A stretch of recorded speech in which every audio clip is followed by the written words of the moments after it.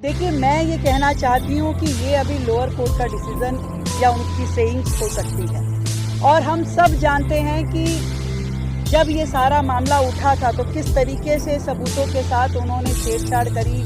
150 mobile जो है उन्होंने ख़त्म करने की कोशिश की, सारा उसका डाटा उड़ा दिया गया। अगर वो सही थे, आज जितने घड़ियाली आंसू वो दिखा रहे हैं, ईमानदारी की, कट्टर ईमानदारी की बातें कर रहे हैं, तो मैं उनसे कुछ प्रश्न पूछना चाहती हूँ। अगर वो सही थे तो क्यों जैसे ही जांच शुरू हुई तो उन्होंने अपनी ये लीकर पॉलिसी को विड्रॉ कर लिया, तुरंत वापस किया? अगर वो सही थे तो ऐसा क्यों किया गया? अगर वो ये कह सकते हैं कि एक के साथ एक दारू की बोतल देना दिल्ली के लिए सही था क्या वो ये कह सकते हैं कि जिस तरीके से उन्होंने इस पूरे सेक्टर को प्राइवेटाइज करने की दिशा में काम किया और जो आपका ट्रेडर था उसको आपने, उसका जो कमीशन था 5% से उसको 12% कर दिया, उसका मुनाफा बढ़ाया, उस मुनाफे में आपकी शेयरिंग ऐसा पूरी तरीके से दिखाई देती थी? क्या वो गलत है?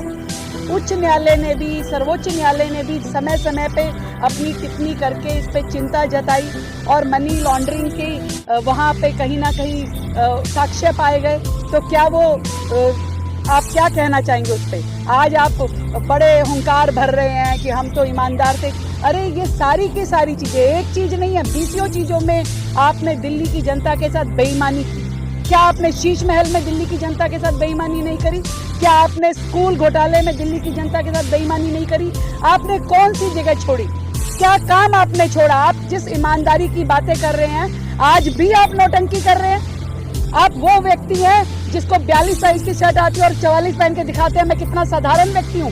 चप्पल पहन के आपको शीश महल से बाहर आपको रहने का मन नहीं करता। दिल्ली का शीश महल छोड़ के आप पंजाब के शीश महल में जाके रह रहे हैं। आप प्राइवेट जेट से नीचे बात नहीं करते। आप कह रहे मैं साधारण आदमी हूँ, मैं ईमानदार आदमी हूँ। आपने क्या 11 साल में दिल्ली की जनता का विकास किया? आपने करोड़ों रुपए का घोटाला दिल्ली में किया। क्लासरूम को आपने, शौचालय को क्लासरूम बोल बोल करके अपने यहाँ पे काउंटिंग। आज भी उनके समय की पीसीओ बिल्डिंग अधूरी पड़ी है जिसमें आपने कॉस्ट इतनी बढ़ा दी, आपने सीधा सीधा कॉन्ट्रैक्टर्स को फायदा पहुंचाया। डबल कॉस्ट के प्रोजेक्ट आज भी पड़े हैं। कितनी सारी आपकी योजनाओं में आज तक रोजाना घोटाले निकलते हैं कि जिसके लिए आपने सैंक्शन 10 करोड़ किया और 150 करोड़ का खर्चा हो गया, जिसके लिए आपने सैंक्शन ही नहीं किया और फिर भी सालों तक आपने उसका अमाउंट बांटते रहे और पता नहीं क्या क्या किया। तो दिल्ली की जनता ने पहले ही न्याय कर दिया था, पहले ही आपको सत्ता से बाहर कर दिया, दिल्ली से बाहर कर दिया।